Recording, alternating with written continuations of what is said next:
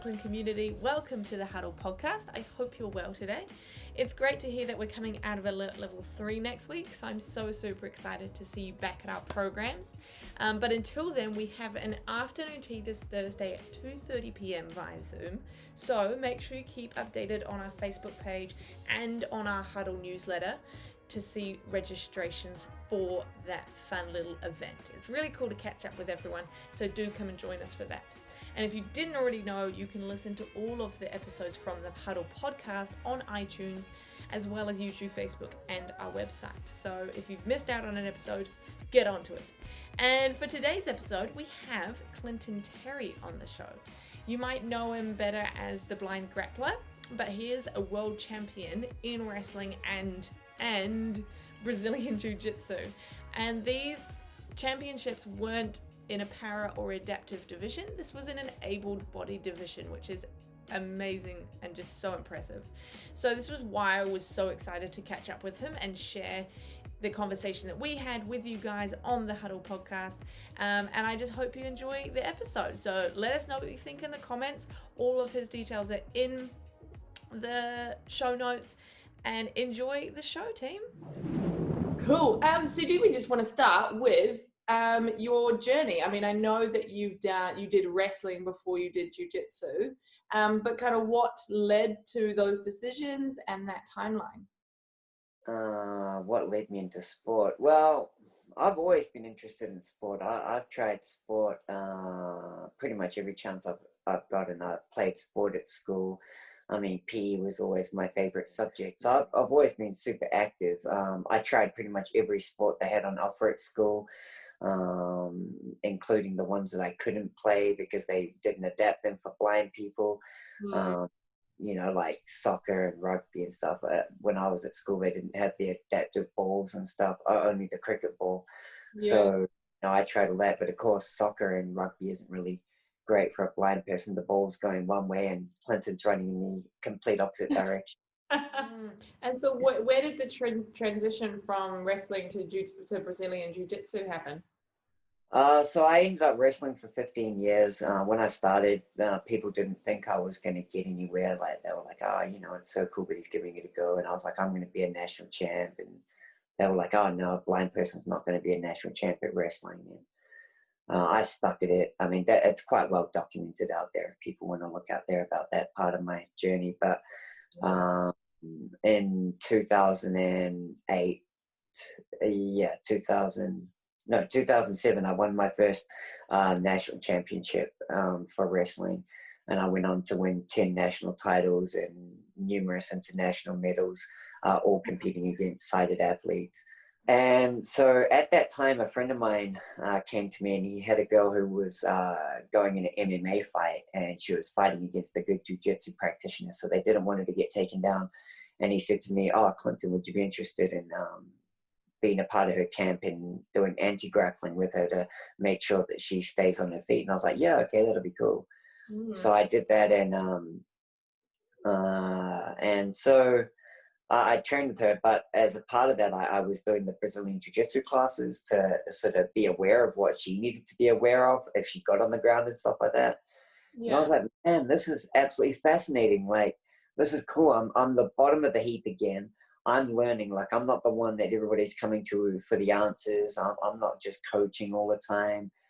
And I forgot how much I enjoyed learning. So I was like, okay, I've got these two kids that are competing. I'll stop competing wrestling seriously and I'll just do Brazilian Jiu-Jitsu for fun. I like testing myself against other people. And I don't know how it came up, but somebody was like, oh, you should do the world champs for wrestling. For Jiu-Jitsu. And I was like, man, to be a blind person that's done world championships in two different sports against sighted people would be pretty awesome. Yeah. So I ended up doing that and I win and I lost my first match, my first worlds, like in a really close match. And I was like to myself, you know what, Clinton, you were never going to get a world medal in wrestling, but you could totally get a world medal in jiu-jitsu if you wanted to. Right. You know what would be really awesome? A way to round out my story would be to win a world medal. So I was like, okay, I think I can do that in jiu-jitsu. So I kept training and 5 years later, last year, I got bronze at the world champs. And oh, wow. That's so cool. What is your interpretation of, like, obviously there's, as you've expressed, this wild passion with competing and winning and proving yourself and trying to see what you can do, versus what you have to do to get to that competitive level? So that, as you mentioned, like the training and the process and the commitment and the hard work that goes into it. What is that kind of relationship, do you think? Well, I mean, if you want to be super good high level, the thing is, again, when I tell people, and this is with anything, not just sport, Mm. I tell people that there's a couple of things you've got to decide. First of all, do you really want it? Because it's one thing for someone to be training like in a sport or like at a job and I want to be a millionaire, whatever, but sports my area. So even like for a small tournament, right? There's a difference between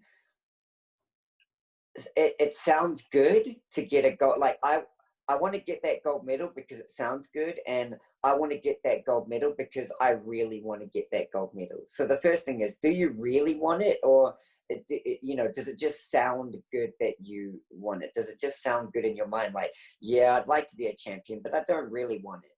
And Yeah. then the next thing I say to people is, okay, the way you tell whether you really want it is what are you willing to sacrifice to get it?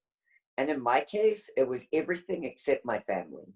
Mm. So, like, I never had, for the last 20 years, I have never had a lot of friends because I never go out. Like, my friends invite me out, like on a Friday night. Oh, come out with us, Clinton. No, I've got to get up and train in the morning. Sorry, I've got to, I've got to train tonight, and then I've got to go home and rest because I've got to get up and train, or I've got to go to work and earn money for the tournament, or I've got to do something tomorrow. I can't be out late.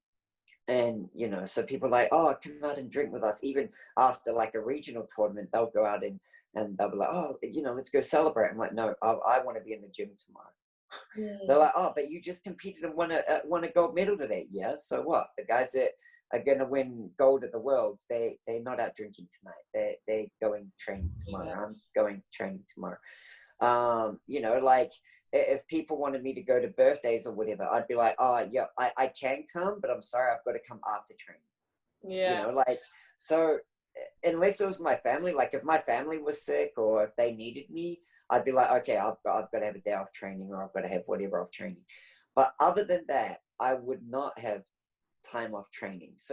So for me, as I said, I was willing to sacrifice everything except my family for my goal. So you have to ask people like, are you willing to not go to that party tonight to get your gold medal, whatever?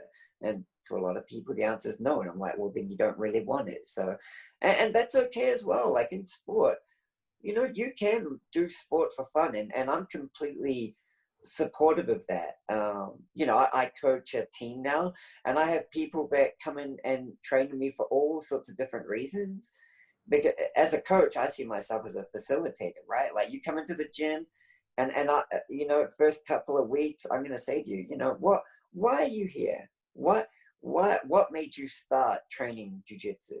And if you say to me, oh, Clinton, I thought it'd be a fun way to keep fit and I'll learn a few skills or whatever, I'll be like, oh, that's so cool. Like, and so I'm going to try and make it fun for you.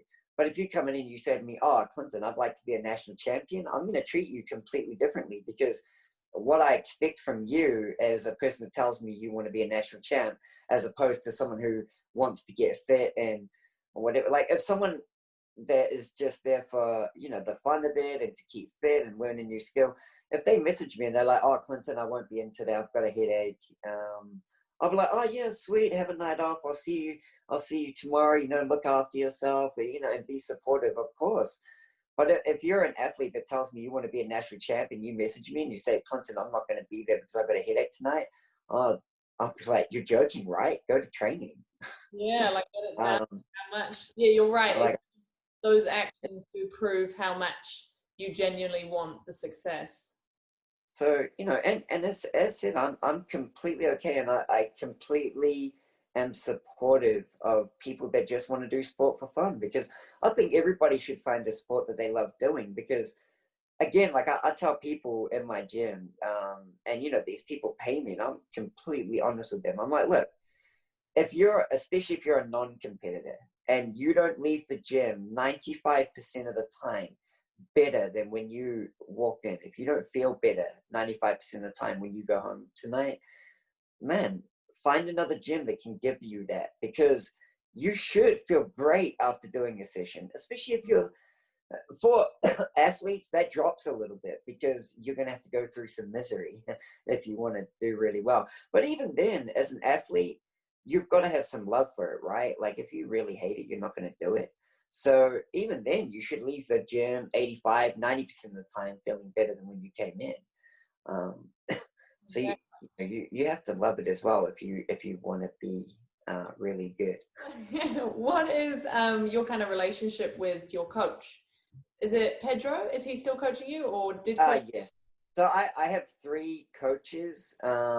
Pedro's the head of our gym, so I do a lot of work with him, and he's an awesome head of the gym. I don't know whether it's because I was already established. I actually don't think it is, but I've never had anyone at my gym say, you're not going to be able to do that because you're blind. Like when I said to Pedro, oh, I'm going to win a national champion in jiu-jitsu, he's like, yeah, of course you are.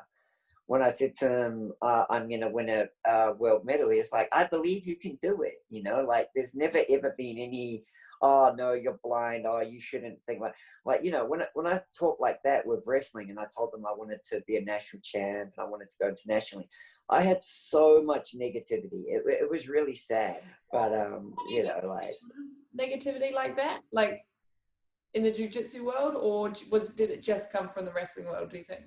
Well, the thing is though, it's unfair to compare really, because when I started wrestling, I was not an athlete. I was 62 kilo. I could not bench press an Olympic bar, never mind the weights. I couldn't bench press the bar. Like I wasn't naturally strong.